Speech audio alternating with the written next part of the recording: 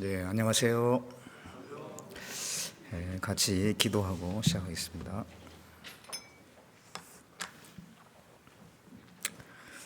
은혜롭고 자비로우신 우리 아버지 하나님, 우리를 죄 가운데서 구속해 주시고 천국의 소망 가운데 살게 하신 것 감사를 드립니다. 항상 우리와 함께 하시고 늘 진리 가운데로 인도하시며 주님의 그 거룩한 형상이 우리 안에 이루어지도록 가르쳐 주시고 인도해 주시고 보호해 주신 하나님, 그 은혜를 참으로 감사를 드립니다. 오늘 주일을 맞이해서 우리 형제 자매님들 또 한자리 같이 했습니다. 주님께서 함께 해주시고 우리가 마땅히 깨달아야 될 말씀을 깨닫게 해주시고 이 마지막 시대에 더욱더 우리가 깨어있는 삶이 될 수 있도록 도와주시길 원합니다. 또 고향으로 가신 우리 형제 자매님들도 오고 가는 길에 안전하게 지켜주시고 어디에 어떤 자리에 있든지 그리스도인으로서의 그 본분을 잃지 않도록 붙들어 주시고 또 전도의 기회를 삼을 수 있도록 지혜를 주시길 원합니다.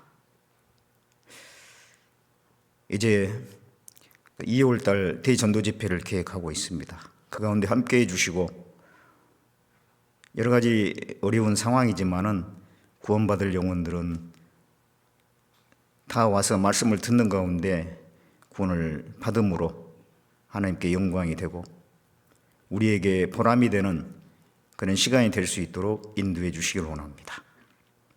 이 시간 주 성령께서 우리 가운데 도령해 주셔서 우리 모두에게 또 필요한 말씀 주시기를 원하오며 우리를 구원해 주신 예수님의 이름으로 기도드렸습니다.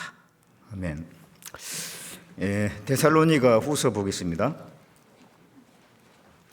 데살로니가 후서 2장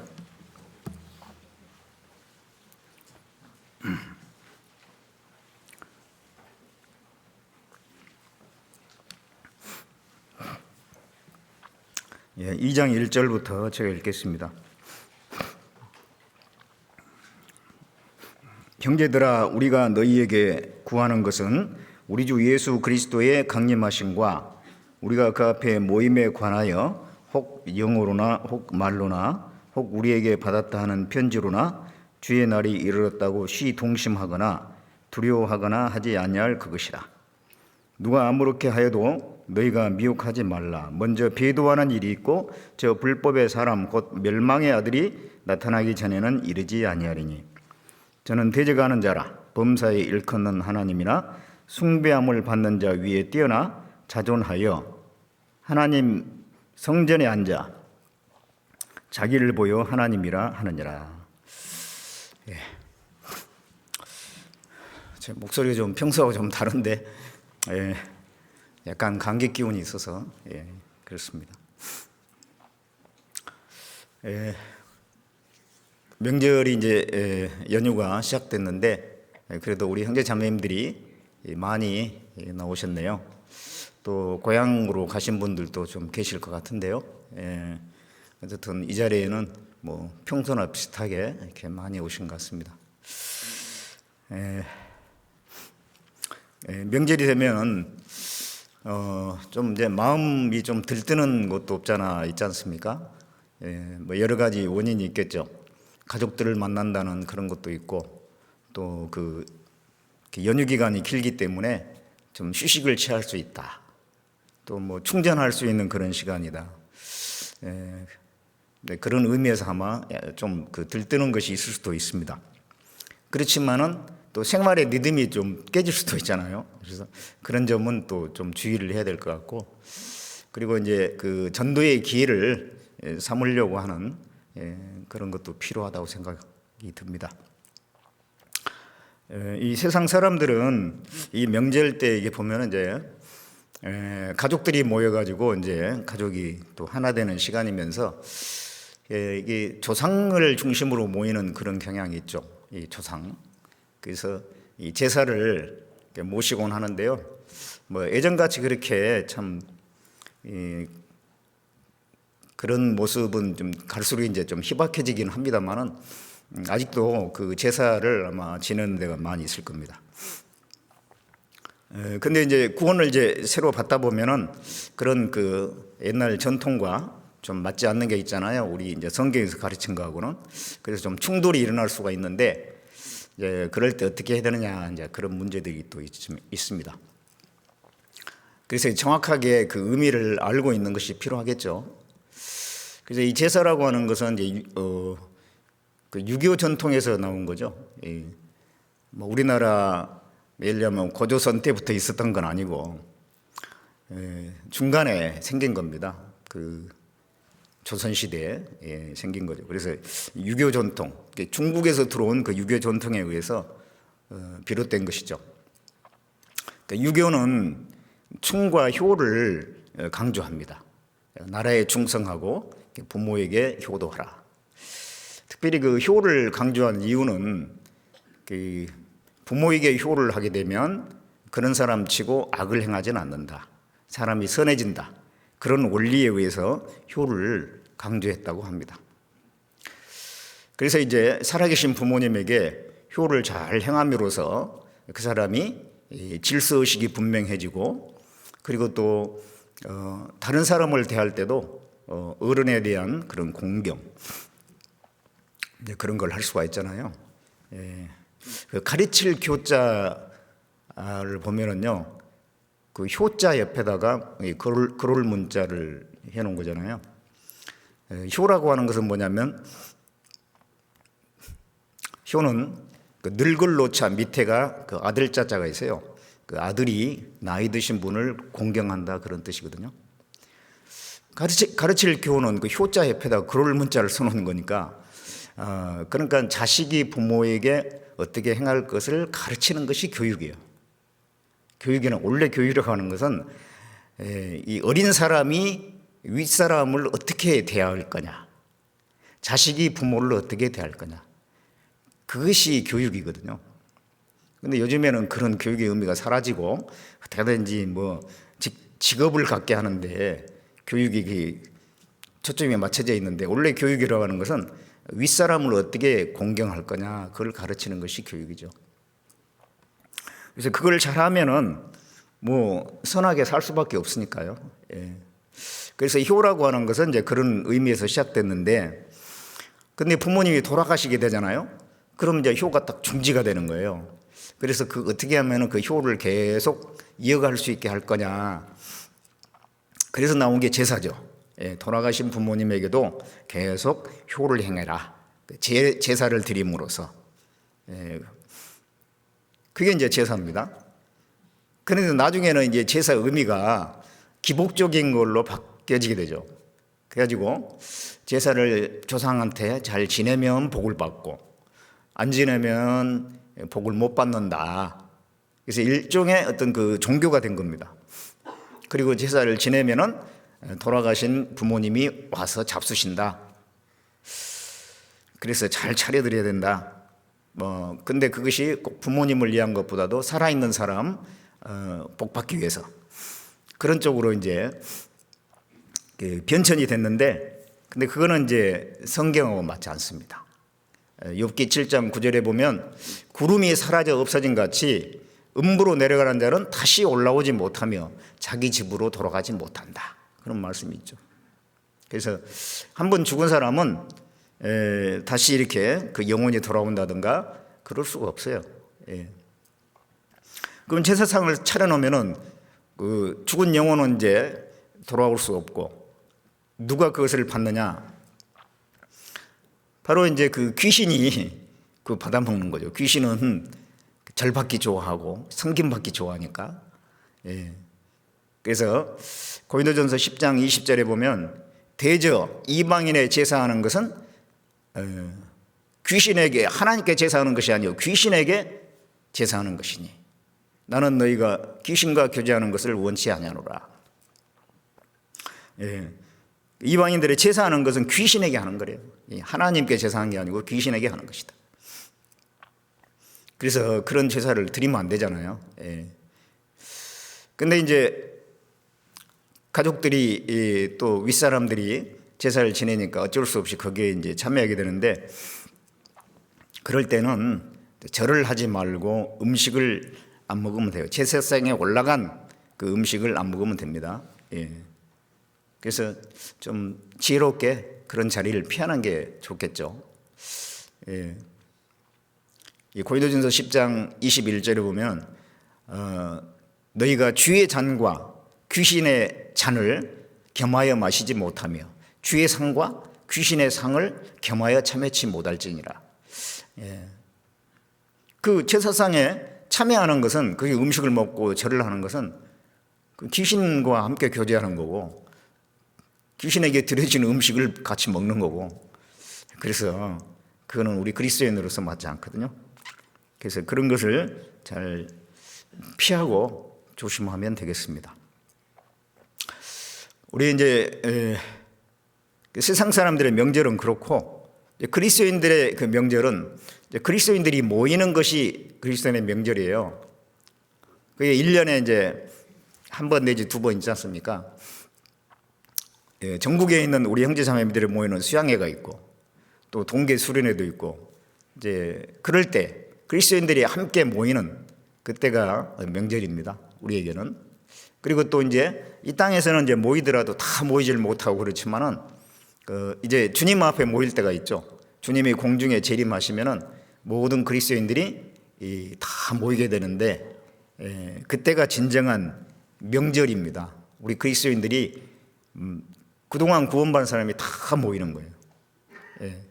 주님을 중심으로 모입니다. 세상 사람들은 제사를 중심으로, 조상을 중심으로 모인다면 우리는 주님을 중심으로 모이는 것입니다. 방금 읽은 이게 데살로니가후서 2장 1절에 형제들아 우리가 너에게 구하는 것은 우리 주 예수 그리스도의 강림하심과 우리가 그 앞에 모임에 관하여, 그렇죠. 모임, 그 앞에 모인다 그랬어요. 예수님이 강림하신다, 재림하신다는 겁니다. 예, 그때에 주님 앞에 이제 모일 때가 있어요. 예, 모임. 예. 은혜 시대가, 지금 이제 은혜 시대죠. 은혜 시대가 끝나고 예수님이 공중에 먼저 재림하고 좀 있다가 지상에 재림하는데 7년 후에 먼저 이제 공중에 재림하시잖아요. 은혜 시대가 끝나고 공중에 예수님께서 재림하실 때에 이제 구원받은 그리스도인들이 들림 받아서 이렇게 저 공중에서 주님과 함께 모이게 됩니다. 그때 이제 우리 몸이 변화가 되죠. 빌립보서 3장 21절에 보면 그가 만물을 자기에게 복종케 하실 수 있는 자의 역사로 우리 낮은 몸을 자기 영광의 몸의 형체와 같이 변케 하리라 그랬어요. 예, 우리 몸은 지금은 우리의 그 연약한 몸입니다. 예, 낮은 몸을 주님의 몸과 같이 변케 한다. 지금 우리가 낮은 몸이에요. 낮은 몸. 저급한 단계의 그런 몸입니다.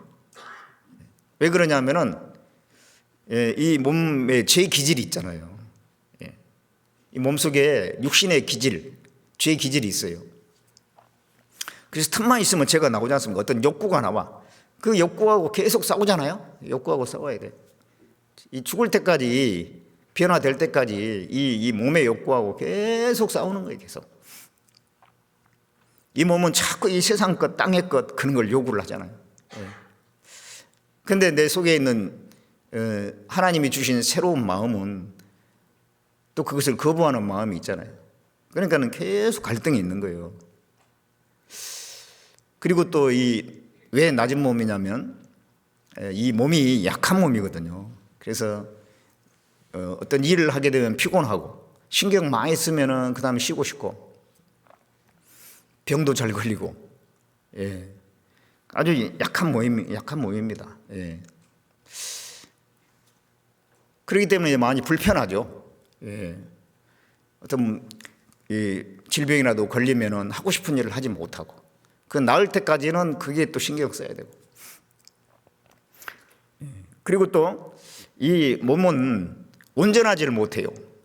그래서 나는 진짜 이 완벽한 몸을 가졌다 이런 분은 아무 없을 겁니다. 어딘가에 이렇게 부족하거든요. 예. 생긴 얼굴이 좀 마음에 안 든 부분이 있다든가, 아니면은 이 장기 중에서도 건강치 않는 장기가 있다든가, 몸의 어떤 부분에 대해서 이 부분 이렇게 생겼으면 좋았을 텐데, 그런 부분이 있잖아요. 만족을 못해요, 만족을. 그래서 그 외모에 대한 컴플렉스를 가지고 있는 경우도 굉장히 많이 있어요. 왜냐하면 이 몸이 만족스럽게 완전하게 만들어진 게 아니거든요. 불완전합니다, 불완전해. 근데 그런 이 낮은 몸을 주님이 오시면은 변화시켜준다, 그런 얘기예요. 예수님이 공중에 재림할 때 우리가 주님을 만나게 되는데, 그때는 변화된 몸으로 주님을 만나게 되죠. 어떻게 변화가 되느냐? 이 죄의 기질이 없어지는 겁니다. 욕된 몸을 영광스러운 몸으로 바꿔주신다고 말씀했어요. 욕된 몸, 이 속에 이 죄의 기질이 있으니까. 근데 이 영광스러운 몸으로 이 죄의 기질이 이제 사라지는 거예요. 그러니까 마음이 얼마나 편안하겠습니까? 또 약한 몸을 강한 몸으로 바꿔준다고 했어요. 이제 주님처럼 변화됐을 때는 죽지 않는 몸이잖아요. 피곤하지도 않고 병도 안 들고 아주 강한 몸입니다. 그리고 이 육의 몸을 신령한 몸으로 바꿔주신다 그랬어요. 그러니까 이 부족한 게 있지만은 신령한 몸은 완전하거든요, 주님처럼. 그런 몸을 입을 때가 옵니다. 예수님이 공중에 재림하게 되면. 그래서 이 땅에서 이 부족한 몸을 갖다가 고치려고 애를 쓰는 경우가 있는데 꼭 그렇게 할 필요는 없어요. 물론 이제 뭐 건강을 이유로 또 너무 보기 싫은 부분이 있으니까 이거 좀 문신, 눈썹 문신도 하고, 뭐 점도 빼고, 뭐 그런 거는 있을 수 있어도요, 막 몸을 송두리째 고치고 견적이 너무 많이 나오니까 안 돼요. 그거. 괜한 낭비하는 거예요. 건강에도 안 좋아요. 그래서 조금 기다리면 주님이 온전하게 만들어 주십니다.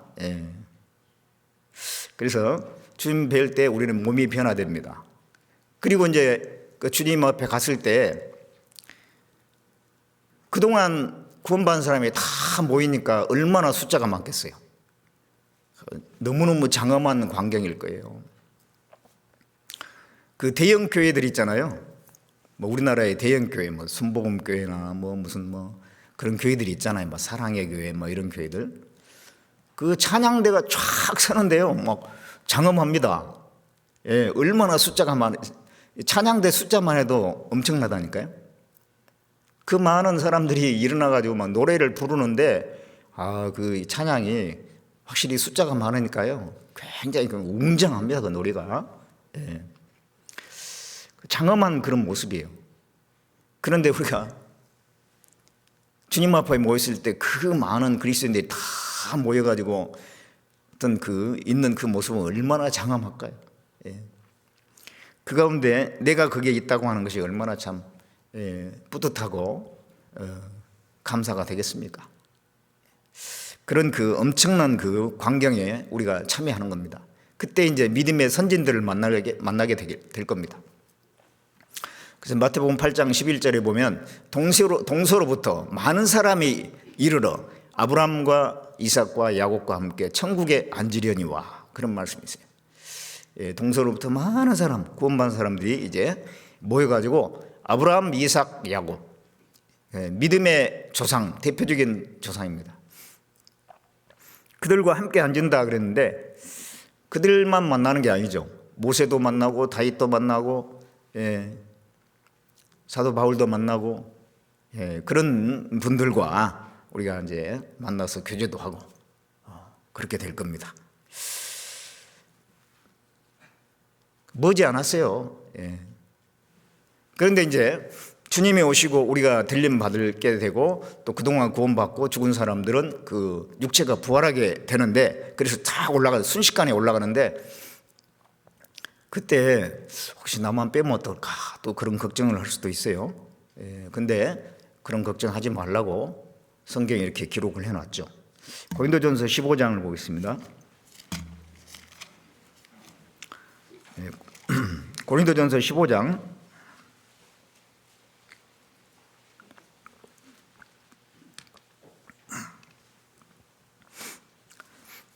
51절에 보라 내가 너희에게 비밀을 말하노니 우리가 다 잠잘 것이 아니요 마지막 나팔에 순식간에 호련이 다 변화하리니 나팔 소리가 나매 죽은 자들이 썩지 아니할 것으로 다시 살고 우리도 변화하리라. 여기에 그 예수님의 공중 재림과 그리스도인들이 들림을 이렇게 말씀하고 있는데요. 내가 너에게 비밀을 말한다. 앞으로 일어날 사건인데 이거는 세상 사람들이 모르는 거다. 우리 그리스도인들만 아는 거예요. 우리가 다 잠잘 것이 아니고, 여기서 잠잔다는 것은 이제 죽은 겁니다. 죽은 거예요. 죽어 있는데 그게 다시 일어난다 그런 얘기예요. 죽었지만은 다시 나중에 부활하니까 그냥 잠잔 거라 그랬어요. 마지막 나팔에 순식간에 호련이 다 변화하리니, 이 마지막 나팔, 더 이상 이제 구원의 기회가 없고 이제는 그리스도인들을 주님 앞에 불러 모으는 그 나팔입니다.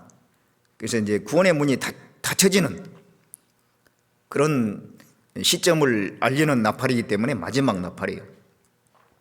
그때 순식간에 호련이 다 변화합니다. 구원받고 죽은 사람들은 육체가 부활되고 살아있는 사람은 변화돼서 올라갑니다. 그래서 나팔 소리가 나매 죽은 자들이 썩지 아니할 것으로 다시 살고 우리도, 이게 살아있는 우리도 변화돼서 올라간다.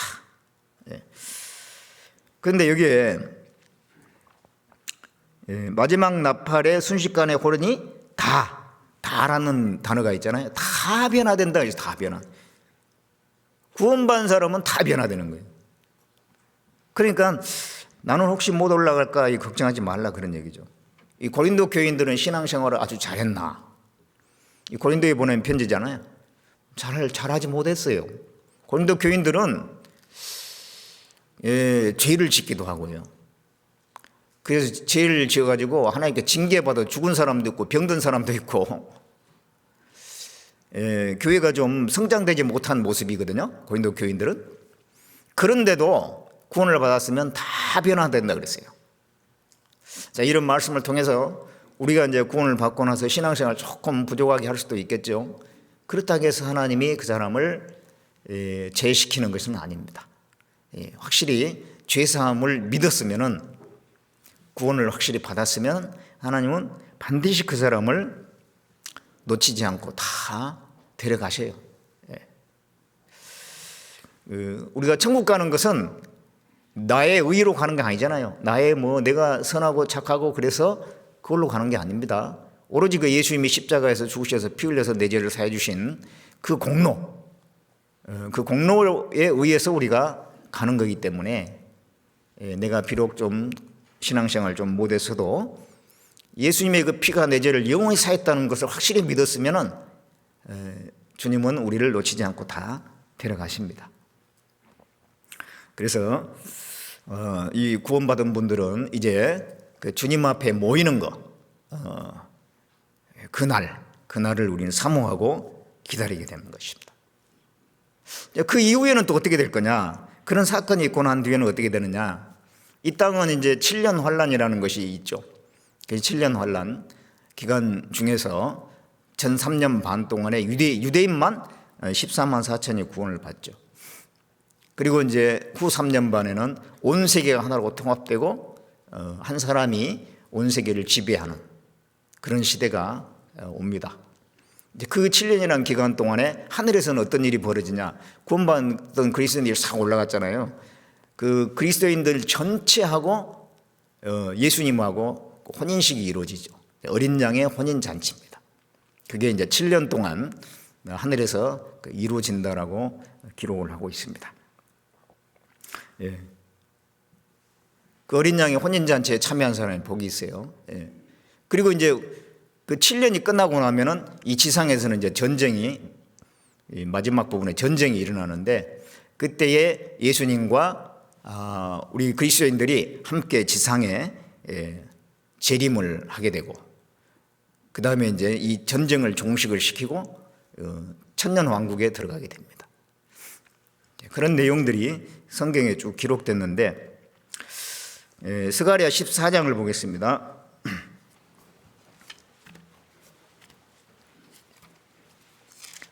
스가랴 14장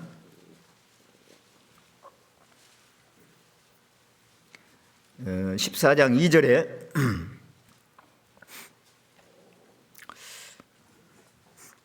내가 열국을 모아 예루살렘과 싸우게 하리니 성읍이 함락되며 가옥이 약탈되며 부녀가 욕을 보며 성읍 백성이 절반이나 사로잡혀 가려니와 남은 백성은 성읍에서 끊쳐지지 아니하리라. 먼저 이제 전쟁이 있는 겁니다. 마지막 전쟁이 있죠. 그 다음에 3절에 그때에 여호와께서 나가사 그 열국을 치시되 이왕 전쟁 날에 싸운 것 같이 하시리라. 하나님께서 이 전쟁에 개입하시고, 그 다음에 4절에 그날에 그의 발이 예루살렘 앞 곧 동편 감람산에 서실 것이요 감람산은 그 한가운데가 동서로 갈라져 매우 큰 골짜기가 되어서 산 절반은 북으로 절반은 남으로 옮기고 그 산 골짜기는 아셀까지 미칠지라.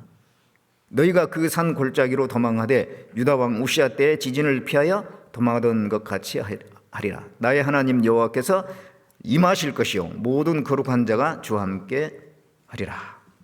그러니까 마지막 전쟁이 있고, 그 다음에 이제 예수님이 재림하시는데 예루살렘 앞에 감람산이 있는데 그쪽에 내려오신다 이 말이죠. 지상 재림입니다. 그리고 이제 그때 내려오실 때는 모든 거룩한 자와 함께 할 것이다. 이 거룩한 자가 누구예요? 성도들입니다. 그리스도인들. 이제 어린 양의 혼잔치 마치고 예수님과 함께 예수님의 신부의 신분으로 이 땅에 내려오는 겁니다. 그 다음에 이제 9절에 보겠습니다. 9절에 여호와께서 천하의 왕이 되시리니 그날에는 여호와께서 홀로 하나이실 것이요 그 이름이 홀로 하나이실 것이며 온 땅에 아라바같이 되되 게바에서 예루살렘 남편 림몬까지 미칠 것이며 예루살렘이 높이 들려 그 본체에 있으리니 베냐민 문에서부터 천문 자리와 성 모퉁이 문까지 또 하나를 망대부터 왕의 포도즙 짜는 곳까지라. 사람이 그 가운데 거하며 다시는 저주가 있지 아니하리니 예루살렘이 안연히 서리로다. 여호와께서 천하의 왕이 되신다. 온 세계 하나님이 예수님이 왕이 돼가지고 온 세계를 다스린다라고 하는 것입니다. 그게 이제 천년왕국입니다.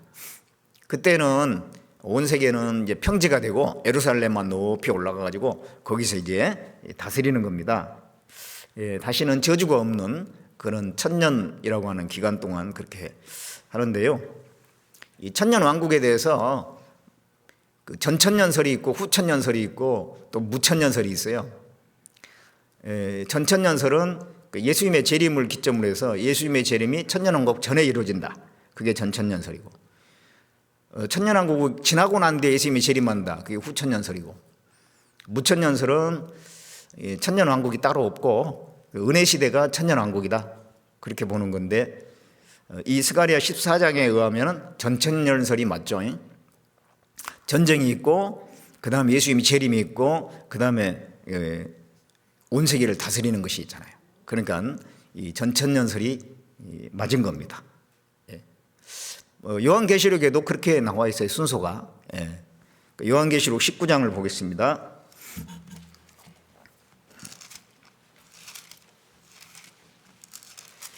요한계시록 19장 11절을 보겠습니다.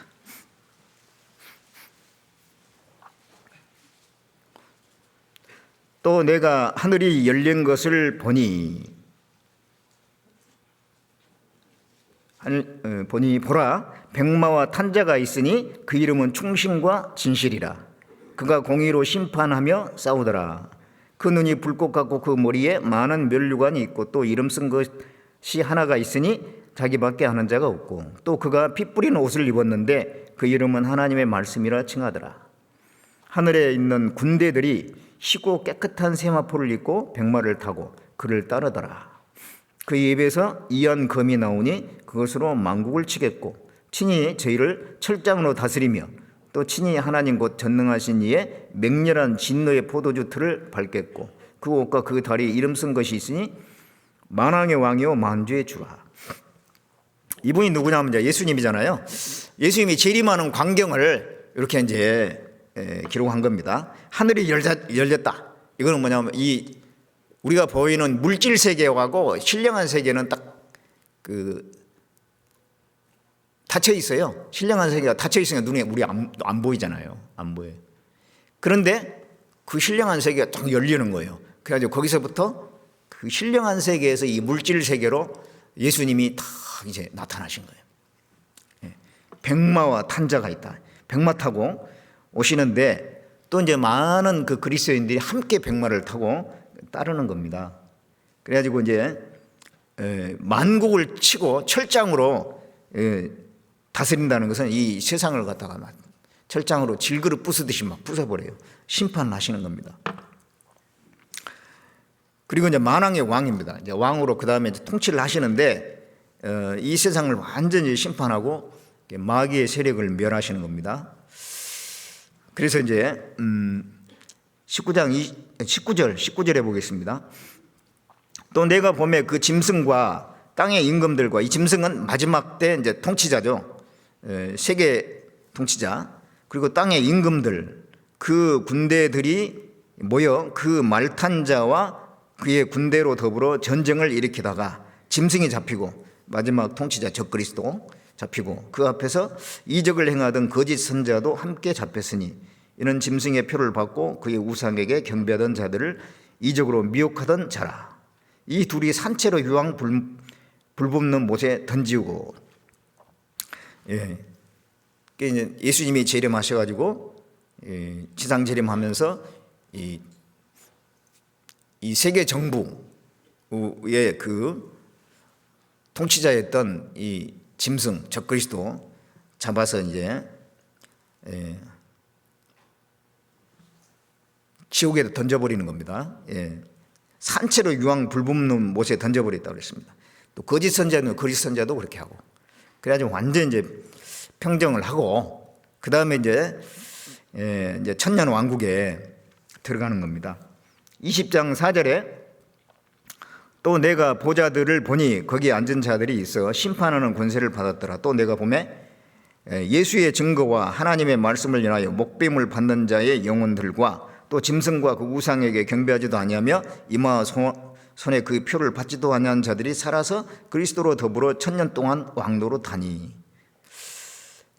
이는 첫째 부활이라. 이 첫째 부활에 참여하는 자는 복이 있고 거룩하도다. 둘째 사망이 그들을 다스리는 권세가 없고 도리어 그들이 하나님과 그리스도의 제사장이 되어 천년 동안 그리스도로 더불어 왕노릇하리로다. 여기 천년이란 단어가 계속 나오지 않습니까?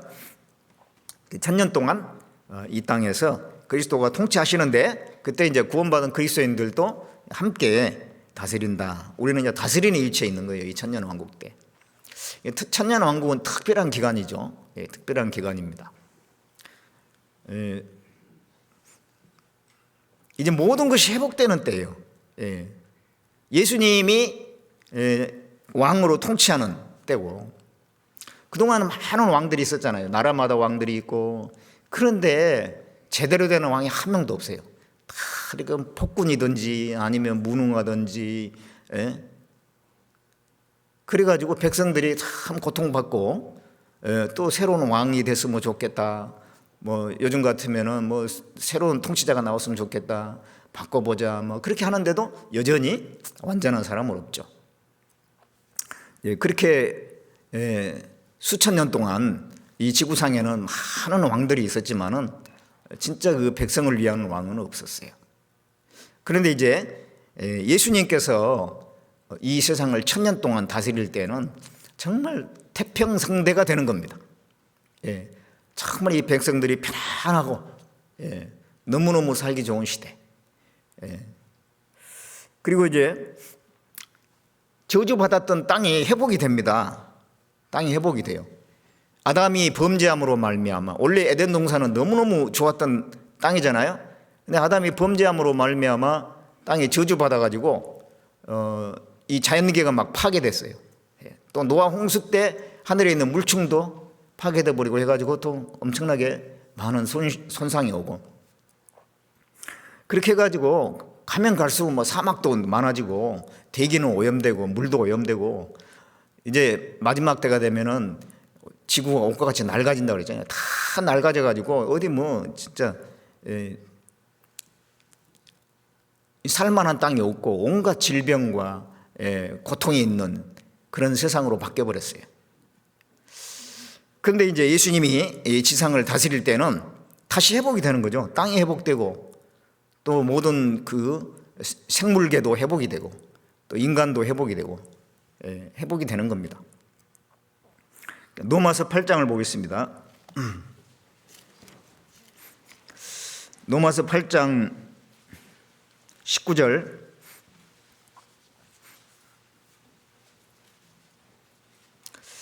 피조물의 고대한 바는 하나님의 아들들에 나타나는 것이니 피조물이 허무한데 굴복한 것은 자기 뜻이 아니요 오직 굴복해 하시는 이로 말미암음이라. 그 바라는 것은 피조물도 썩어짐의 종로로 탄 데서 해방되어 하나님의 자녀들의 영광의 제위에 이르는 것이라. 피조물들 모든 뭐 동물들 그런 것들이 고대하는 게 있대요. 그게 뭐냐, 하나님의 아들들이 나타나는 거.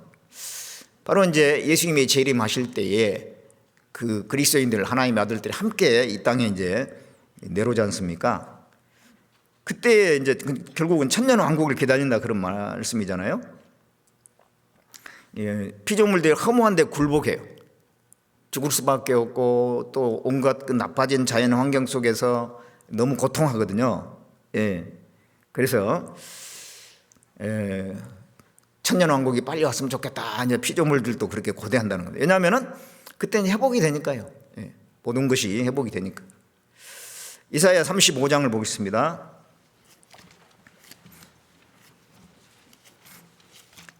이사야 35장 1절을 보겠습니다.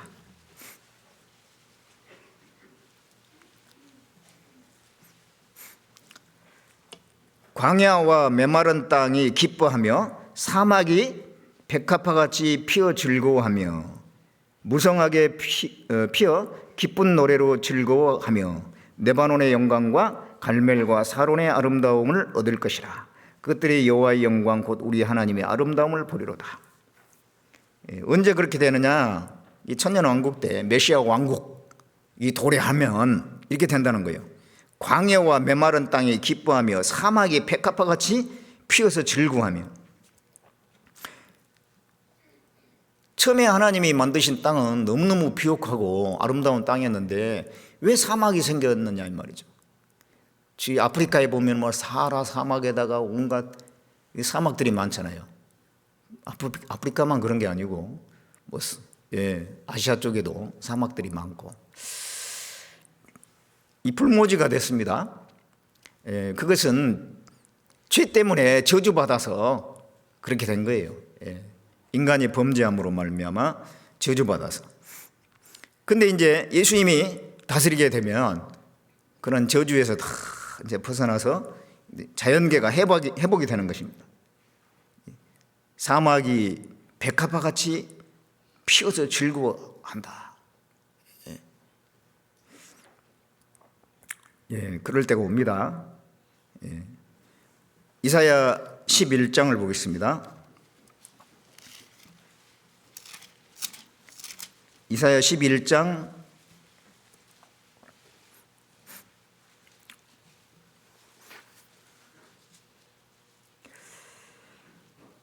1절에 보겠습니다. 이새의 줄기에서 한 싹이 나며 그 뿌리에서 한 가지가 나와서 결실할 것이요. 이새는 다윗의 아버지입니다. 다윗의 자손에서 한 싹이 난다. 또 결실할 것이다. 이게 이제 뭘 설명하냐면은 그 다윗의 자손에서 그리스도가 오시고 그다음 나중에 재림하신다. 그걸 얘기하는 거예요. 재림함으로써 모든 거 이루어지잖아요. 그래서 그게 결실입니다. 그 재림하시면은 어떤 일이 벌어지냐면은 3절에 그가 여호와를 경외함으로 즐거움을 삼을 것이며 그 눈에 보이는 대로 심판하지 아니하며 귀에 들리는 대로 판단치 아니하며 공의로 궁핍한 자를 심판하며 또 정직으로 세상의 겸손한 자를 판단할 것이며. 이게 이제 하나님이 예수님께서 공의로 다스린다는 얘기입니다. 그러면서 6절에 그때에 메시아 왕국이 도래하면, 천년 왕국은 메시아 왕국이거든요. 그리스도의 왕국이요. 그래서 그때에 이리가 어린 양과 함께 거하며 표범이 어린 염소와 함께 누우며 송아지와 어린 사자와 살찐 짐승이 함께 있어 어린아이에게 끌리며 암소와 곰이 함께 먹으며 그것들의 새끼가 함께 엎드리어 사자가 소처럼 풀을 먹을 것이며 젖 먹는 아이가 독사의 구멍에서 장난하며 젖된 어린아이가 독사의 굴에 손을 넣을 것이라. 나의 거룩한 산 모든 곳에서 해됨도 없고 상함도 없을 것이니 이는 물이 바다를 덮은 같이 여호와를 아는 지식이 세상에 충만할 것입니다. 지금하고는 전혀 다른 세상이죠. 이리와 어린 양이 어떻게 함께 있느냐? 잡아먹지 않고 표범이 어린 염소와 함께 있고 사자가 소처럼 풀 먹고 독사가, 이 어린애가 독사하고 장난을 치고 어떻게 이런 세상이 오느냐? 예, 에덴 동산 때 그랬었잖아요. 에덴 동산 때는 짐승이 아담을 해치고 이런 게 없어요. 예, 아담이 그 짐승도 이름을 짓고 함께 이렇게 교제가 되고 그랬거든요. 그러다가 범죄함으로써 저주받아서 이 짐승이 사람을 해치기도 하고 사람이 짐승을 잡아먹고 그렇게 해서 이제 전쟁터가 됐죠. 이 세상은 전쟁터가 됐어요. 그런데 이제 천년왕국 때 다 회복되면은 다시 그때로 돌아간다 이 말이죠. 에덴 동산 때로 돌아가는 것입니다. 그래서 이 피조물들, 동물들, 식물들이 다 이제 회복이 되는 겁니다. 회복이. 그리고 사람도 이제 수명이 지금은 100년 안쪽의 삶을 삽니다만은 이제 다시 이제 1000년의 그 수명으로 늘어나는 거예요. 원래 그 아담, 셋, 에노스, 게난 이렇게 쭉 나오는데 다 900살 이상 살았잖아요. 노아도 950세를 살고. 근데 지금은 이제 100년 안쪽의 삶을 살지 않습니까? 그게 다 또 저주받아서 그런 거예요. 그런데 이제 그 수명도 다시 1000년으로 늘어나는 것이죠.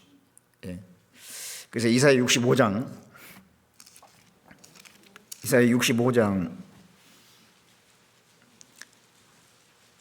17절에 보겠습니다.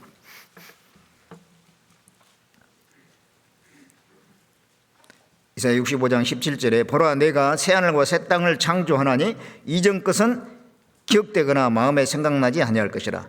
여기서 새하늘과 새 땅은 천년왕국이죠. 천년왕국을 얘기합니다.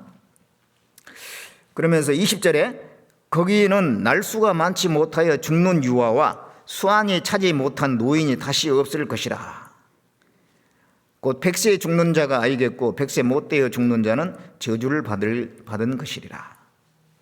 그러니까 이제 그럼 얼만큼 사느냐? 22절에 그들의 건축한 데 타인이 거하지 아니할 것이며, 왜냐하면은 사람이 거의 죽을 일이 없으니까요. 한 번 지어놓은 집이 자기가 계속 1000년 정도 사는 거예요. 그들이 재배한 것을 타인이 먹지 아니하리니 이는 내 백성의 수완이 나무 수완 같겠고, 나무가 오래 사는 건 1000년 살거든요. 그렇게 사람이 오래 산다는 거예요. 그래서 이제 모든 게 회복이 되는 겁니다. 그게 천년왕국이에요. 천년왕국. 그러면 우리 그리스도인들은 그 천년왕국 때 이제 뭐 하느냐? 그들과 함께 이제 그 사람들은 농사짓고 살거든요. 농사짓고 사는데 그리스도인들은 농사짓지 않죠. 이제 몸 자체가 달라요. 천년왕국에서 백성으로 사는 사람들은 마지막 전쟁 때 살아남은 사람들, 극소수의 사람들이 천년왕국 가지고 급속도로 인종을 번식해 가지고 거기서 이제 사는 건데, 그들은 지금 우리의 몸하고 똑같은 몸을 가지고 있죠. 그렇지만 구원받은 그리스도인들은 그들하고 몸이 다르잖아요. 이미 그 들림 받을 때 변화됐기 때문에 예수님 몸처럼 신령한 몸이거든요. 그렇기 때문에 아마 이 지구상에만 머물러 있지는 않을 것 같아요. 우리는 저 은하계를 막 돌아다니고 저기 은하계 밖에도 은하가 막 1천억 개 있다고 그러잖아요. 그걸 다 돌아보면은 별의별 곳이 다 있을 거야. 어떤 별은 그냥 수정으로만 다 돼 있는 별도 있고, 어떤 별은 뭐 무슨 보석으로만 돼 있는 다양한 그 별들이 있을 것 같아요. 그런 것을 하나님이 정말 다양한 분이잖아요. 그래서 그런 걸 다 구경도 하고, 그러면서 또 이 세상에 있는 백성들 통치도 하고. 근데 이 지상에 어떤 에서 사는 게 아니라 천성이 위에 아마 떠 있을 가능성이 있습니다. 그래서 거기에서 머물면서 이렇게 세상을 통치하는 그런 입장입니다. 그래서 결국은 이 땅의 진정한 주인은 이 그리스도인들이에요. 이 등기부를 떼보면은 거기 뭐 소유자가 막 바뀌잖아요. 최종 소유자는 그리스도인들입니다. 그리스도인들이 이 세상을 통치합니다. 그래서 시편 37편 쭉 보면은 온유한 자가 땅을 차지할 것이라. 그래야 악인의 형통을 부러워하지 말라. 잠시 후에는 그들이 없을 것이다. 온유한 자가 땅을 차지하리라. 구원받은 그리스도인들이 이 세상을 결국은 지배하고 다스리는 겁니다. 그게 천년왕국이에요. 천년왕국. 그러다가 이제 천년왕국 끝나고 그 다음에 이제 천년왕국 기간 동안에 또 뭐 새로 태어난 사람이 얼마나 많겠어요. 그 많은 사람은 어떻게 될까? 천년 동안 마귀를 딱 결박했다가요 잠깐 풀어놔요. 그러면 이제 그 사람들 중에서 또 하나님 편과 마귀 편으로 쫙 갈라지는 거예요. 그래가지고 또 이제 분별을 하는 거거든요. 그래서 어느 시대나 성도는 있는 거예요. 옛날 아담부터 시작해서 바벨탑 쌓을 때까지 그 가운데서도 성도들이 있었죠. 성도들이 하나님의 아들들이라고 했습니다. 그들이 있었습니다. 그리고 이제 이스라엘 민족을 선택해 가지고 그 다음에 이렇게 쭉 다스리던 때도 성도들이 있었죠. 하나님 편에 속한 사람들을 성도라고 그랬어요. 나의 성도를 내 앞에 모으라. 그들은 나와 제사로 언약한 자니라. 그런 말씀 있잖아요. 그리고 이제 교회 시대 또 성도가 있죠. 구원받은 사람들. 7년 환란 때는요. 7년 환란 때도 성도가 있어요. 그 적그리스도가 성도를 대적한다고 그랬잖아요. 그 성도는 누구냐면은 그 이스라엘 민족들 중에서 14만 4천입니다. 그럼 천년왕국 때는요. 천년왕국 때도 또 성도가 있어요. 어느 시대나 성도는 있는 겁니다. 그래서 천년왕국 때도 잠깐 마귀를 풀어가지고 하나님 편에 속한 사람, 그렇지 않은 사람 쫙 갈라지는 거예요. 요한계시록 20장을 봅니다.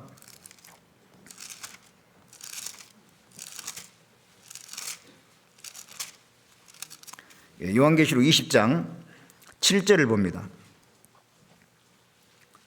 20장 7절에 천년이 참에 사탄이 그 옥에서 놓여 나와서 땅의 사방 백성 곧 곡과 마곡을 미혹하고 모아 싸움을 붙이리니 그 수가 바다 모래 같으리라. 저희가 지면에 널리 퍼져 성도들의 진과, 이 성도가 있죠.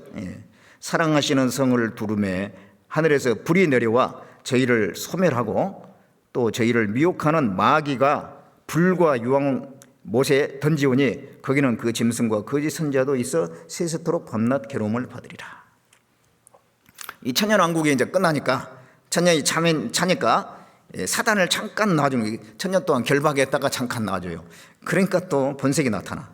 그래가지고 이 사람들을 미혹해가지고 하나님을 대적하고 하나님 편에 서 있는 그 성도들을 대적하는 거예요. 그래가지고 이제 마지막 불을 내려가지고 심판해버리고 그 이제 마귀를 최종적으로 지옥에 던져넣는 거예요. 그랬더니 거기에 이미 들어가 있는 짐승과 그 적그리스도와 거짓 선자 거기에 있어요. 거기에 다시 또 마귀를 집어넣어가지고 그 다음에 이제 영원히 지옥에 있는 거예요.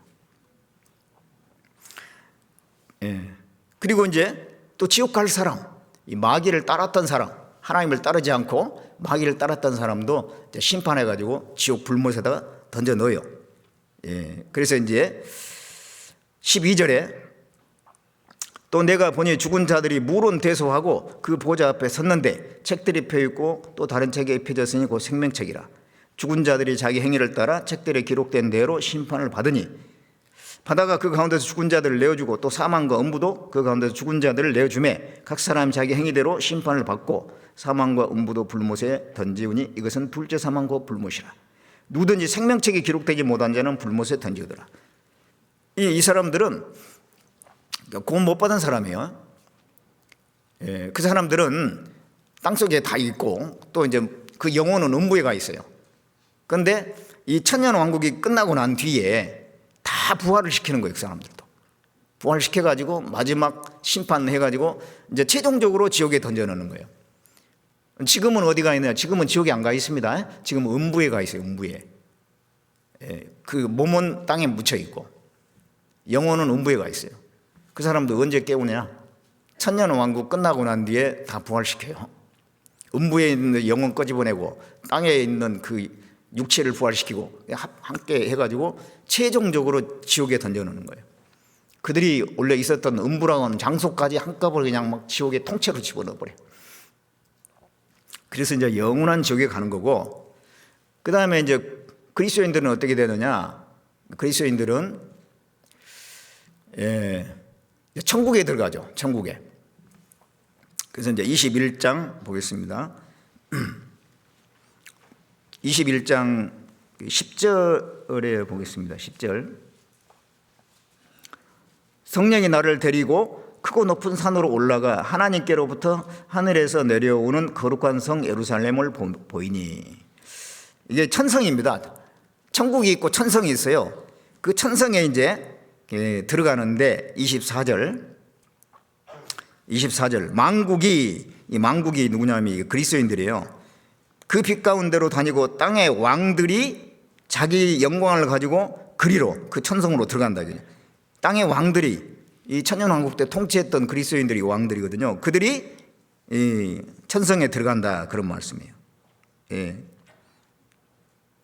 26절에 사람들이 만국의 영광과 존귀를 가지고 그리로 들어오겠고 무엇이든지 속된 것이나 가증한 일 곧 거짓말하는 자는 결코 그리로 들어오지 못하되 오직 어린 양의 생명책에 기록된 자들 뿐이니라.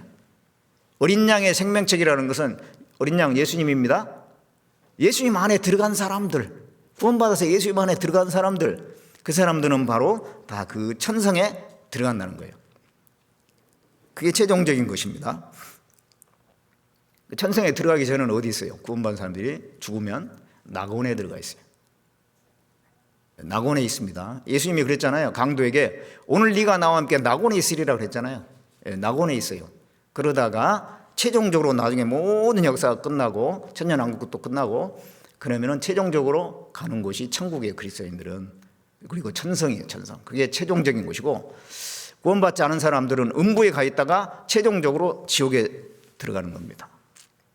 지옥과 천국은 이제 최종적인 곳이에요. 그리고 영원한 곳입니다. 그래서 우리는 이제 천국에 들어가게 돼요. 우리 구원받은 그리스도인들은. 그리고 이제 그 천국에 들어가게 되면 진짜 이게 완전히 다른 세상입니다. 마태복음 13장 43절에 보면 그 의인들은 자기 아버지의 나라에서 해와 같이 빛나리라 그랬어요. 그 천국에 들어가서 해와 같이 빛난대요.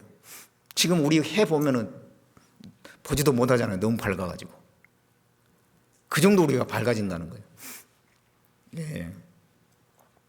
지금 우리 얼굴을 보면은 좀 그렇죠. 좀 우거지처럼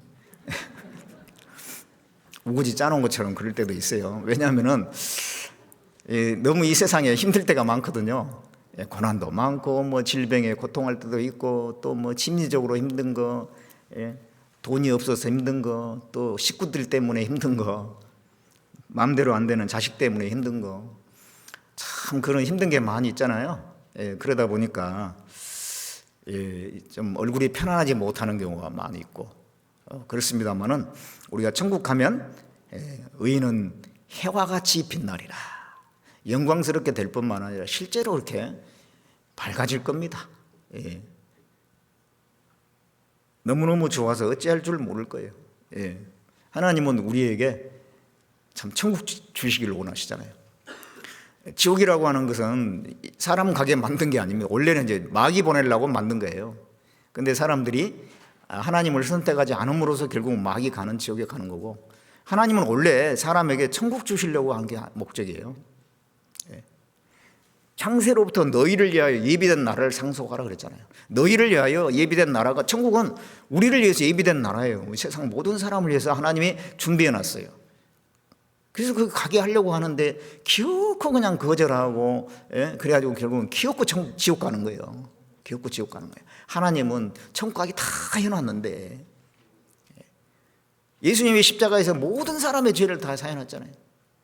그리고 모든 사람이 구원받기를 원하시고, 하나님은 그렇게 원하는데도 개개인들이 끝까지 거절해가지고 저 지옥 가는 거예요. 그래서 하나님은 우리를 위해서요, 엄청나게 많은 것을 준비해 놓으신 거예요. 이 마귀는요, 이 사람들로 하여금 하나님에서 자꾸 부정적인 생각을 가지게 만드는 거예요. 하나님 계시다면 왜 이렇게 만들어놨어? 그러면서 부정하게 만들고, 구원받은 사람에게는요, 내가 잘못하면 하나님 징계하시고, 무서운 하나님, 공의로운 하나님, 맨날 그런 생각만 하게 만들어. 그렇게 해가지고 하나님에서 점점 멀어지게 만드는 거예요. 사실 하나님은 사랑의 하나님이잖아요. 나를 위해서 그 모든 것을 만드시고 다 준비해 놓으시고, 예수님도 보내주시고, 처음부터 하나님은 나를 위해서 그 모든 걸 다 계획해 놓은 거예요. 하나님은 사랑의 하나님이십니다. 근데 마귀가 자꾸 이간질을 시키는 거예요. 그래서 우리는 하나님의 그 사랑을 자꾸 바라볼 수 있어야 되겠죠. 고린도전서 2장 9절에 보면 하나님이 자기를 사랑한 자를 위해서 예비하신 모든 것은 눈으로 보지도 못하고 귀로 듣지도 못하고 사람의 마음으로 생각지도 못했다 그랬어요. 상상할 수 없는 많은 것을 하나님이 준비를 해 놓으신 겁니다. 그 이스라엘 민족들이 그 40년 광야 생활하는 동안에 광야에 있을 때 성막 안은 금촛대가 있고, 또 금으로 만든 어작개가 있고, 그리고 또 그 등불이 켜졌을 때 그 안에 참 화려한 천사들의 모양이 있고 너무너무 이렇게 아름답거든요. 광야하고는 아주 딴판이야. 광야는 세상을 의미하잖아요. 성막 안은 천국의 모습이잖아요. 천국은 정말 이 세상과 비교할 수 없는 곳입니다.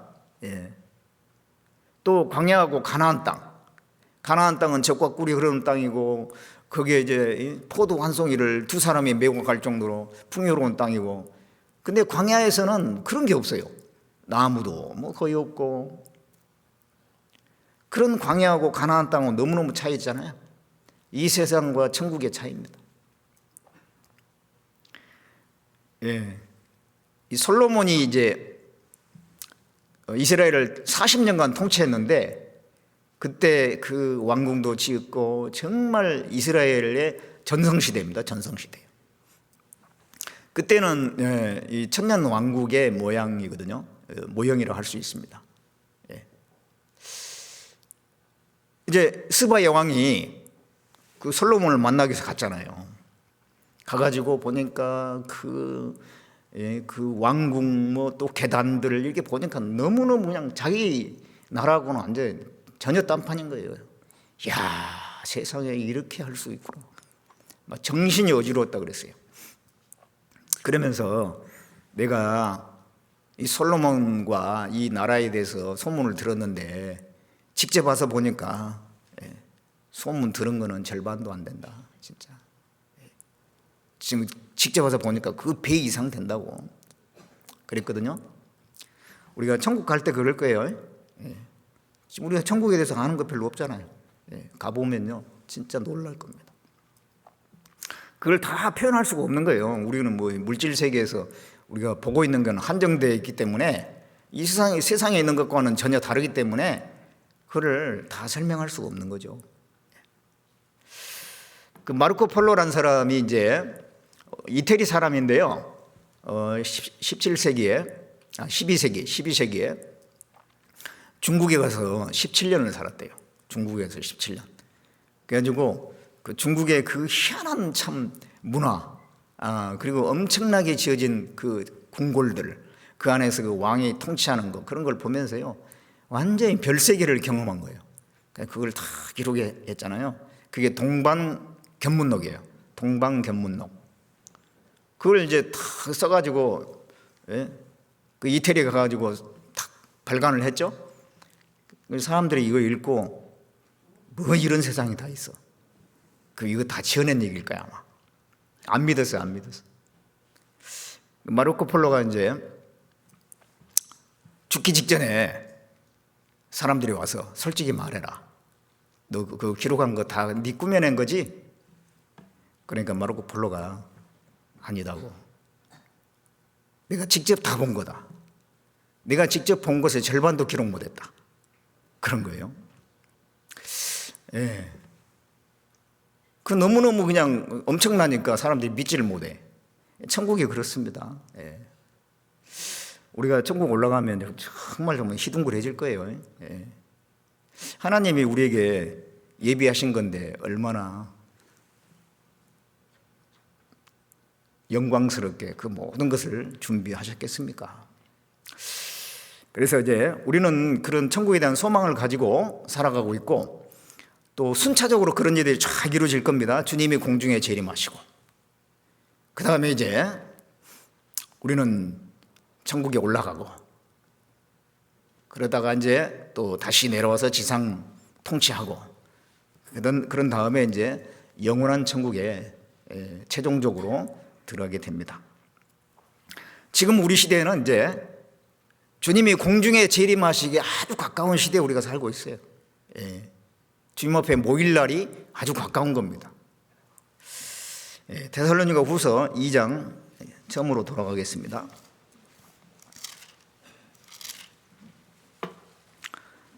데살로니가 후서 2장 1절을 다시 봅니다.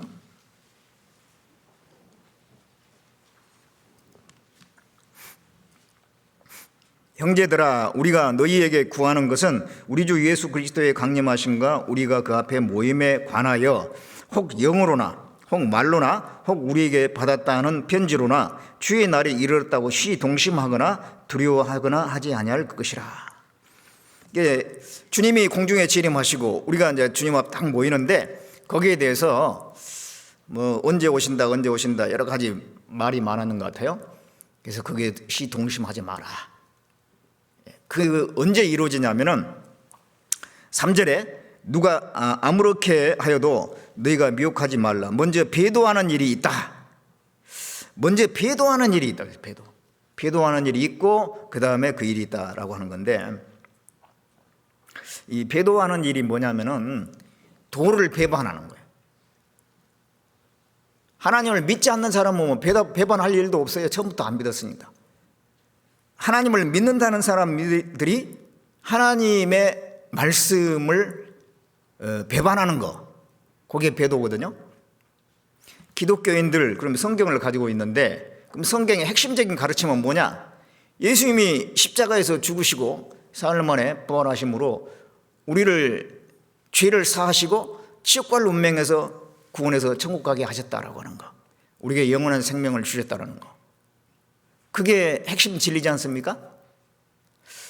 그것을 전해야 되는데, 그래서 영원 구원을 받게 하는 것이 기독교에서 해야 될 가장 중요한 일이지 않습니까? 그런데 그렇지 않고 우리가 세계 평화를 위해서 함께 모이자 이런 식으로, 그게 이제 목적이 달라진 거예요. 그게 배도하는 거예요. 오늘날의 세계 여러 종교들이 하나로 통합하려고 했잖아요. 그래서 세계 종교 통합 대회 그런 거를 엽니다. 근데 그거 하려고 했는데 코로나가 와가지고 지금 보류하고 있어요. 코로나 이전에 그거 모이려고 했거든요. 그 날짜까지 잡아놨었어요. 그래서 이제 그들이 모이면은, 그럼 이제 세계 종교 통합 대회에 모이는 종교가 어떤 거냐면은 기독교뿐만 아니고 이슬람교, 힌두교, 불교, 유대교 다 모이는 거예요. 근데 사실 서로 상관은 없거든요. 상관없는 무속 종교까지 막 다 모여갖고, 티벳의 이상한 종교까지 다 모여가지고 무슨 뭐 할 공통적인 얘기가 뭐 있겠어요. 근데 그들이 모여가지고 세계 평화를 목적으로 우리가 마음을 하나라 해야 된다, 그러자는 얘기죠. 예. 그런데 그래서 이제 그들이 이제 모여가 논의하려고 하는 게, 그러면 우리 함께 모여서 뭔가 그 의식을 행하는 장소를 정하자. 그리고 어떤 그런 무슨 건물을 만들자. 그런 걸 정하려고 한 거죠. 그게 바로 이제 이스라엘 땅 예루살렘에다가 성전 세워가지고 거기서 함께 하려고 하는 모양이지. 그렇게 하려고 했는데 코로나가 딱 와가지고 그 모임 지금 연기돼 버렸죠. 못하게 됐어요. 그러니까 그게 배도하는 일이에요. 기독교가 왜 거기에 참여합니까? 전혀 다른 것인데, 우상 숭배하는 건데, 이게 배도하는 일인데, 이 배도하는 거 우리 시대에 점점 더 이제 심화될 겁니다. 세계 평화를 목적으로 온 세계 종교들이 하나로 모이게 될 거예요. 그 외에도 이제 또 여러 가지 증거가 있는데요. 여러 가지 마지막 때 이제 주님이 공중 재림하기 전에 있을 일들이 다른 성경에 많이 있죠. 마태복음 24장이나 누가복음 21장이나 쭉 보면은 이스라엘이 회복이 되고 또 많은 그 징조들이 나타나죠. 자연재해들이 많이 일어나고, 다니엘서 12장에는 교통이 발달하고 지식이 또 증가하고, 또 이제 적그리스도가 나타날 수 있는 무대가 준비돼요. 세계가 통합이 되고, 이런 것들이 지금 우리 시대에 다 이루어지고 있지 않습니까? 그래서 우리가 피부로 느끼고 있어요. 매스컴을 통해서 보면서 정말 성경대로 돼가구나, 그런 것을 우리는 다 느낄 겁니다. 그래서 참 주님이 공중에 재림하고 우리가 그 앞에 모일 날이 너무 가까운 것이 사실이잖아요. 우리가 지금 해야 될 일은 깨어 있는 거예요. 깨어 있는 거예요. 신앙에 잠에 들면 안 됩니다. 혹시 잠들다가도 막 옆에서 막 흔들어 깨워가지고 일어나야 돼, 일어나야 돼. 어떻게 하든지 주님 이제 앞에 갈 때까지 우리는 깨어 있어야 돼요. 깨어 있어야 됩니다. 누가복음 12장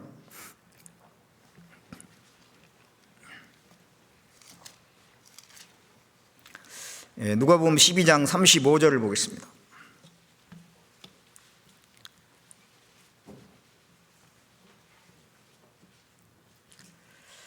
허리에 띠를 띠고 등불을 켜고 서 있으라. 너희는 마치 그 주인이 혼인집에서 돌아와 문을 두드리면 곧 열어주려고 기다리는 사람과 같이 되라. 주인이 와서 깨어있는 것을 보면 그 종들은 복이 있으리로다. 내가 진실로 너에게 이르노니 주인이 띠를 띠고 그 종들을 자리에 앉히고 나와 수종하리라. 주인이 혹 2경이나 혹 3경에 이르러도 종들이 이같이 하는 것을 보면 그 종들은 복이 있으리로다. 이게 허리에 띠를 띠고, 잠잘 때는 허리띠도 풀고 옷을 편안하게 입지 않습니까? 그러지 말고 이게 깨어있는 거죠. 허리에 띠를 띠고 등불을 켜고, 잠잘 때는 등불 다 끄고 자지 않습니까? 근데 등불을 켜고, 너희는 마치 그 주인이 혼인집에서 돌아와 문을 두드리면 곧 열어주려고 기다리는 사람 같이 되라. 이스라엘에서는 혼인을 밤에 하거든요. 혼인을 밤에 해요. 그래가지고 이제 혼인집에서 주인이 갔다가 밤에 이제 오는데 종이 자버리면 안 되잖아요. 주인이 올 때까지 깨어 있다가 주인 이제 탁 오시면 그 다음에 자기 볼일을 봐야 되잖아요. 그래서 기다리는 사람 같이 되라. 주님이 오시는데 기다려야 되잖아요. 서 있으라. 또 기다리라. 참 신앙생활은 기다리는 것 같아요. 기다리면 계속 기다리는. 사람은 이제 그냥 성급하잖아요. 빨리빨리 뭐가 그냥 결정되고 뭐가 나타났으면 좋겠고 기도 응답도 빨리 일어났으면 좋겠고 참. 그런데 참 하나님은 기다리라고 하셔요. 예. 그래서 우리는 이제 최종적으로 주님을 기다리는 겁니다. 주님이 재림하시기까지 기 참으라. 야고보서 5장에 그런 말씀도 있죠. 길이 참으라. 그래가지고 이제 주인이 와가지고 종이 깨어 있으면은 그 종들이 복이 있다는 겁니다. 칭찬해 주시고 상을 주시고. 우리 주님도 그렇게 하시죠. 주님 오실 때 다 깨어 있다가 주님을 맞이하면 칭찬하실 겁니다. 그리고 상이 있을 거예요. 그 종들을 자리에 앉히고 나와 수종하리라, 이거는 극진히 대접해 준다, 그런 얘기죠. 또 주인이 2경이나 3경에 이르러도 그렇게 한다면, 기다린다면 복이 있다. 이스라엘 사람들의 시계가 6시부터 9시까지 1경, 9시부터 밤 9시부터 12시까지가 2경, 12시부터 3시까지가, 새벽 3시까지가 3경, 새벽 3시부터 6시까지가 4경이거든요. 그래서 2경, 3경이면 밤 9시부터 새벽 3시까지예요. 그 늦은 시간인데도 다 깨어 있으면. 이런 말씀을 왜 하시겠어요? 사람들이 생각한 것보다는 주님이 천천히 오실 수도 있다, 이 말이죠. 그러니까 이 인내가 필요한 거예요. 기다림이 정말 필요한 겁니다. 이 마지막 시대에 기다림이 필요한 거예요. 기다림. 그래서 이제 깨어서 기다려야 되는데 왜 신앙의 잠을 자느냐? 더디어 온다 생각하니까 자는 거예요. 더디어 오신다. 그래서 여기 45절에 만일 그 종이 마음에 생각하기를 주인이 더디어 오리라 하여 노비를 때리며 먹고 마시고 취하게 되면 생각지 않는 날, 알지 못하는 시간에 이 종의 주인이 이르러 엄히 때리고 신실치 않는 자의 받는 줄에 처하리니. 주인이 더디어 올 거다 이러니까 잠을 잔다, 이 말이죠. 우리가 신앙의 잠을 자는 것도 주님께서 금방 오시겠나, 우리 시대에 오시겠나, 그러면서 이렇게 그런 생각을 하면은 이제 잠을 자는 거예요. 이제 신앙의 잠을 자는 겁니다. 그리고 이제 미래를 위해서 많은 준비를 하는데 거기에 이제 정신을 쏟게 되겠죠. 그러다가 주님이 그런 신앙의 잠을 잔 상태에서 주님이 오시게 되면 부끄럽겠죠.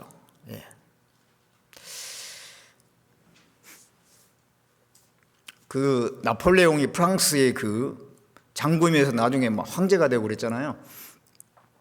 근데 이 나폴레옹이 이제 전쟁을 치르는데 그 보초를 세웠어요. 쫙 보초를 세워가지고 밤중에 이 보초 잘 서고 있나 하고 이제 나폴레옹이 순찰을 하는 겁니다. 근데 대체적으로 다 잘 서 있어요. 근데 한 병사가 보니까 총은 세워놓고 장화는 벗어놓고 들어가 자고 있는 거예요. 누워서 자고 있어요. 그래서 나폴레옹이 자기가 그 총을 들고 다 보초를 섰대요. 그러니까 이제 자고 있던 병사가 일어나 보니까 총이 없네. 보니까 나폴레옹이 딱 자기 총 들고 보초 서고 있어요. 그래가지고 막 혼비백산해가지고 아이고 총 주십시오 해가지고 자기가 들고 이제, 근데 자기 자고 있는 모습이 그 나폴레옹이 들켰잖아요. 얼마나 부끄럽겠어요. 나폴레옹은 아무 말 안 했어요. 그런데도 그렇게 부끄러워가지고 그게 잊을 수가 없을 거 아니에요. 우리가 이제 주님 앞에 설 때도 참 잠을 자다가 주님을 맞이하게 되면 그럴 것 같아요. 참 그게 참 부끄럽죠. 저도 이제 군대 생활할 때 해안 경계를 서는 그런 군부대에서 있었거든요. 그래가지고 이제 오후가 되면은 꼭 뭐 이 장비, 무기 같은 거 가지고 이제 나가서 해안에다가 착 설치해 놓고 그 참호 속에서 다 바다를 바라보면서 바다에서 이제 간첩 혹시 공비가 그쪽으로 올까 해가지고 다 지키고 있는 거죠. 그런데 가끔 중대장이 와가지고요 뒤에서 싹 인기척을 보내는 거예요. 근데 졸고 있을 때는요 중대장 온지도 몰라요. 앞을 보고는 있지만은 졸고 있는 거예요. 그러면 중대장이 이제 아주 가까이 하고 저 뒤에서부터 막 신호를 보내는데 눈치를 못 채죠. 아예 그냥 가까이 바로 옆에 왔어요. 딱 이렇게 졸고 있네. 야, 이놈들아, 그렇게. 그럼 이제 그렇게 걸렸잖아요. 그러면은 당장 내일 그 군장 싸가지고 중대본부로 와라 그래요. 그럼 이제 군장 싸가지고 갑니다. 그래가지고 연병장을 도라고 그래요. 그냥 계속 도는 거예요. 하염없이 도는 겁니다. 근데 그게 뭐 힘든 건 아니고, 자다가 걸렸다는 그것이 참 창피하고, 많은 사람들이 보는 앞에서 군장 싸고 돌고 있는 거, 그게 되게 창피하죠. 우리가 주님 오실 때 참 신앙의 잠을 자다가 주님을 맞이하게 되면 참 정말 부끄러울 겁니다. 그래서 이게 더디 오리라 생각하면 안 되죠. 성경에는 속히 오리라 그랬지 더디 오리라 그렇게 말씀 안 돼 있어요. 내가 속히 오리라 그랬잖아요.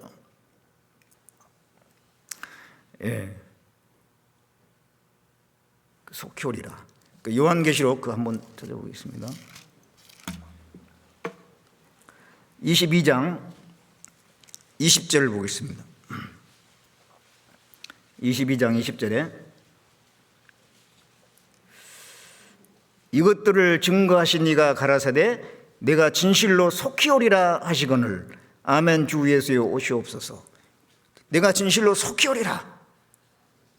성경에는 속히 오리라 그랬습니다. 히브리서 10장 37절에도 잠시 잠깐 후면 오시리가 오시리니. 잠시 잠깐 후면 그랬어요.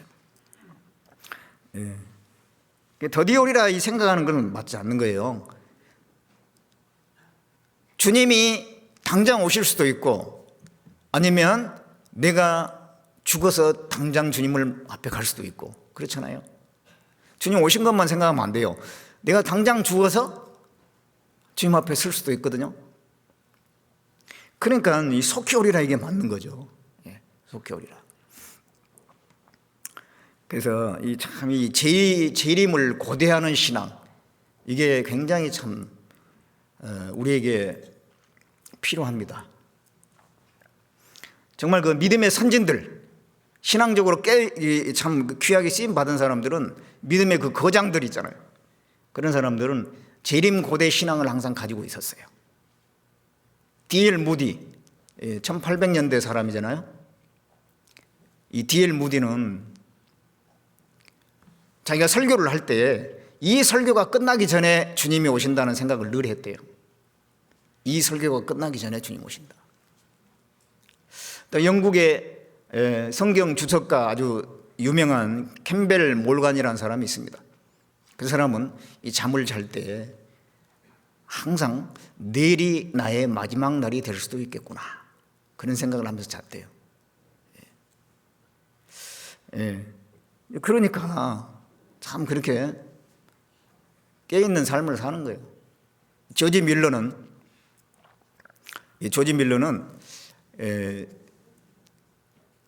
재림에 대한 그 성경을 통해서 주님의 그 재림에 대해서 깊이 마음에 깨닫고 난 뒤에 이 세상 사람들이 다 불쌍해 보이더라는 거예요. 지옥 갈 사람들 보니까 그 사람에 대한 강렬한 그 사랑이 끌어올랐다 그렇게 표현하고 있습니다. 그러니까 주님이 지금 당장 오시는데 저 사람들은 자기가 지옥 갈 줄도 모르고 그 살고 있는 그 모습을 보니까 너무도 그냥 불쌍하고 그 사람들에 대한 사랑의 마음이 막 끌어올랐다. 그래서 이 재림을 고대하는 그 신앙 그게 정상적인 거죠. 그 사람들에게 주시는 상이 있다고 그랬잖아요. 사도 바울이 내가 달려갈 길을 마치고 믿음을 지켰으니 이후로 나를 위하여 의의 멸관이 예비될 것이다. 그리고 주의 나타나심을 사모하는 모든 자에게 또 이와 같이 주실 거다 그랬잖아요.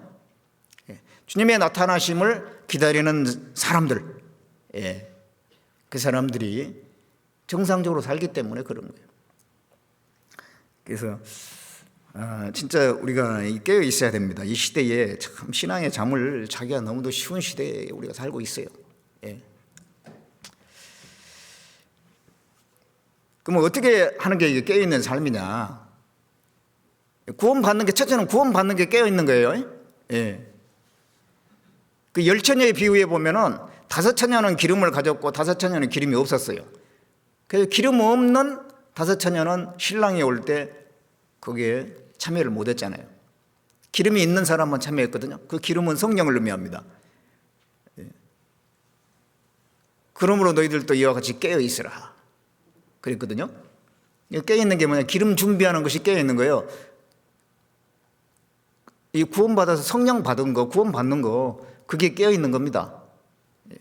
그래서 혹시 내가 구원이 불확실한 사람은 반드시 구원을 받아야 돼. 그게 주님 오시는 이 시대에 사는 사람의 반드시 해야 될 것이잖아요. 그래서 구원 받아야 되고, 그 다음에 이제 구원 받았으면은 깨어있는 사람은 어떤 거냐면은 자기 본분에 충실해야 돼. 자기 본분. 그리스도인으로서의 본분을 충실히 해야 됩니다.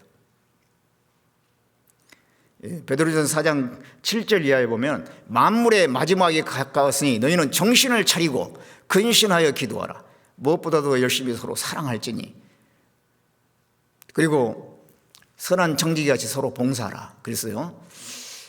그러니까는 만물의 마지막에 가까웠으니까 정신을 차려라. 정신 차리게 뭐냐면 자기 본분을 알고 자기 본분에 맞게 사는 게 정신 차리는 거거든요. 학생이 정신 차리는 것은 공부하는 거고, 가정주부가 정신 차리는 것은 가정에서 살림 잘하고, 남편 잘 보필하고, 자식들 잘 키우고, 군인의 본분 충실하는 것은 자기가 맡은 바 그 임무를 충실히 다 하는 거죠. 경찰은 경찰로서 다 본분에 충실을 해야 되지 않습니까? 그리스도인들은 근신하여 기도하라 그랬잖아요. 그리고 사랑하라. 그리고 또 봉사하라. 그 할 일을 잘 하는 것이 정신 차린 거거든요. 그래서 자기 본분에 충실해야 돼요. 자기 본분에. 그리고 이제 깨어있는 사람은 무엇보다도 깨어있는 것 자체는 구별되는 겁니다. 세상하고 섞여 있는 건 깨어있는 게 아니에요, 그게. 세상과 섞여 있고 세상 사람은 똑같이 살고 똑같이 그들이 즐기는 걸 즐기고 그들이 좋아하는 걸 좋아하고 그들이 목적을 삼는 건 나도 목적 삼고, 그거는 깨어있는 게 아니죠. 세상하고 딱 구별되어 있는 거, 그게 깨어있는 겁니다. 그 로마서 13장에 그 한번 찾아보겠습니다. 로마서 13장. 로마서 13장 11절 보겠습니다.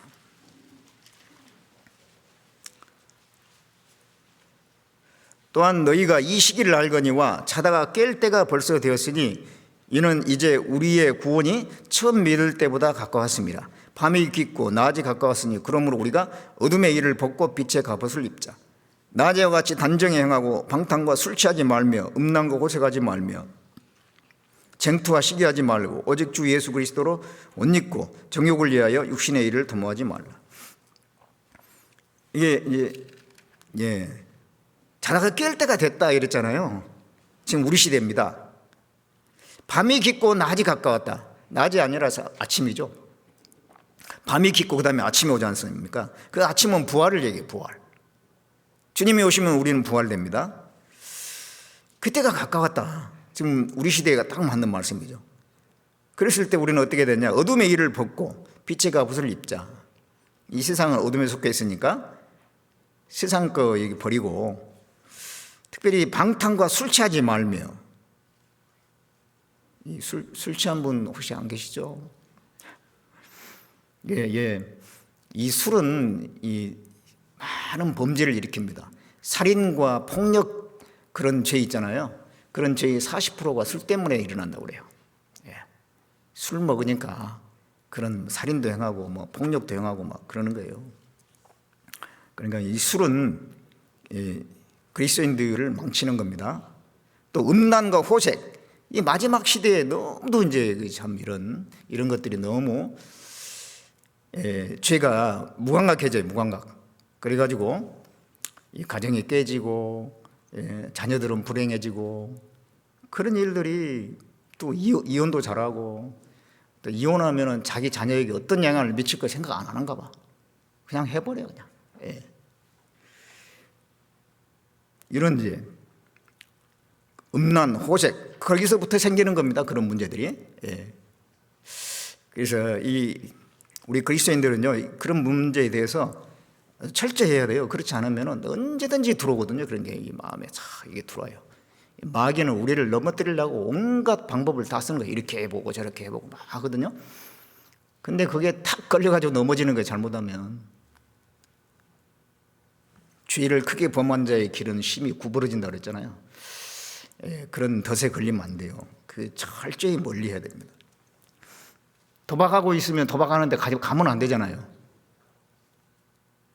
마약하는 사람들이 옆에 가가지고 마약 어떤 맛인가 한번 나도 한번 맞아볼까? 한 번 맞으면 그 다음에 이제 다 꼬꾸라지는 거예요. 항상 한 번이 문제예요. 한 번이 처음이 문제예요. 처음에 아예 근처도 가지 말아야 돼. 그게 뭐 좀 괜찮지 않을까? 그렇게 하다가 이게 넘어진다니까요. 이게 이성적인 것도 막 그렇습니다. 그러니까 철저히 자신을 지켜야 됩니다. 그래서 이 구별되는 거, 이게 깨어있는 거예요. 이 세상하고 막 그냥 들랑달랑하고 이렇게 하면 안 되죠. 예. 그리고 깨어있는 거는, 깨어있는 사람은요, 전도하게 돼 있죠. 아니, 지금 깨어있는 사람은 주님 오시는 것이 너무 가깝고 언제라도 사람이 죽으면 지옥 가고 이걸 아는 사람인데, 지옥 갈 사람 보면 이제 전도를 안 하고 가만히 있겠습니까? 그 두 천사가 소돔성에 들어갔잖아요. 소돔성에 들어가가지고 노대게 뭐라고 그랬어요? 너에게 속한 자 있느냐? 사이나 자식이나 다 끌어내라.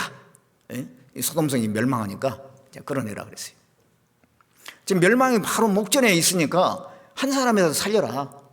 사이나 자식이나 내게 속한 자 끌어내라 그랬어요. 예. 이 멸망을 바로 앞두고 있는 이 세상을 우리가 바라본다면 전도하는 게 마땅하죠. 예. 그 말을 안 들어줄 수도 있지만 그래도 우리는 또 할 일을 해야 되지 않습니까? 그래서 가지 하다 보면은 누가 이기나 보자. 그렇게 해야지 요즘에는 진짜 전도가 될 것 같아요. 거절하면은 아이고 거절했으니까 그만하자. 그게 아니고 누가 이기나 보자 그래가지고 계속 하다 보면은 그 사람이 결국은 이렇게 무릎을 꿇을 수가 있어요. 그래서 이 시대에 우리가 정말 깨어 있어야 되겠습니다. 주님 오실 날이 너무 가깝고 주님 앞에 이제 모일 날이 너무 가깝지 않습니까? 이 종말을 사는 우리 그리스도인들 어떻게 살아야 되느냐 생각해 보니까 깨 하면 되겠더라고요. 깨. 깨어 있고 깨우는 사람. 정말 어떻게 살면 좋을까? 깨 하면 되겠다 그런 생각이 들었어요. 첫 번째 깨는 깨어 있고, 두 번째 깨는 또 깨우자. 내가 먼저 깨어 있고, 그 다음에 잠자는 사람이 있거든요. 지옥 가는 잠을 자고 있는 사람이 있어요. 그 사람들을 깨워가지고 구원받게 하고, 또 이제 우리 교회 안에서도 그리스도인들 중에서도 신앙의 잠을 자는 사람이 깨워야 되거든요. 막 흔들어 깨워야 돼요. 같이 깨어 있읍시다. 주님 오실 때가 다 됐으니까 함께 깨어 있읍시다. 서로 그냥 깨워줘야 돼. 서로 깨워줘야 돼. 그렇게 해가지고 참 우리가 주님 오실 때 부끄럽지 않고 깨어있는 상태에서 주님을 뵀으면 좋겠습니다. 전도인의 삶이 뭔가 저도 생각해보니까 그것도 깨더라고요. 내가 먼저 깨어 있어야지 우리 형제자매들 깨우지, 흔들어 깨우지 이렇게. 내가 먼저 깨어 있으면서 형제자매들에게 신앙의 잠을 자는 사람들은 막 깨워야 된다는 그런 생각이 들었어요. 잠은 안 되잖아요 지금. 그래서 이 마지막 시대에 우리가 주님 앞에 갈 때까지 끝까지 깨어 있는 삶이 되었으면 좋겠습니다. 기도하겠습니다. 우리를 사랑하시는 하나님, 우리를 구원해 주시고 늘 우리와 함께 하시며 말씀으로 일깨워 주시는 하나님 감사합니다. 주님 오실 날이 너무 가까운 이 시대에 자칫 잘못하면 신앙의 잠을 잘 수가 있는데 정말 우리가 그 말씀으로 깨어있는 삶이 될 수 있도록 도와주시고 우리가 서로 또 깨워주고 깨워주는 그런 가운데 함께 깨어 있음으로써 그리스도인으로서의 본분을 다할 수 있도록, 그러는 가운데 주님 앞에 설 수 있도록 주님 인도해 주시길 원합니다. 이번 명절 연휴도 우리 형제 자매님들 그 마음 지킬 수 있도록 주님께서 일일이 다 붙들어 주시고 도와주시길 원합니다. 우리를 구원해 주신 예수님의 이름으로 기도드렸습니다. 아멘.